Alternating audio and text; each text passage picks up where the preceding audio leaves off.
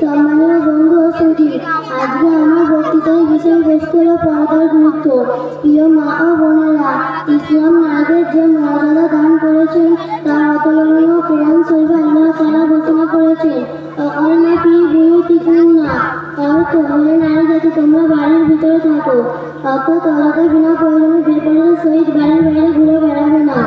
কেননা যখন তারা বাড়ির বাইরে যায়, শয়তান তাদের দিকে দৃষ্টি নিক্ষেপ করে, আর বাড়ির ভিতরে তাদের আল্লাহর বেশি নিকটে থাকে। পর্দা সহিত থেকে উপকার কি হবে? নাম্বার 1, চোখের গুনাহ থেকে বেঁচে যাবে। নাম্বার 2, মানব জীবনের স্বভাব বংশ ভালো হবে। নাম্বার 3, নারীদের সম্মান বেড়ে যাবে। নাম্বার 4, সমাজে কোন প্রথা থেকে মুক্তি পাবে। নাম্বার 5,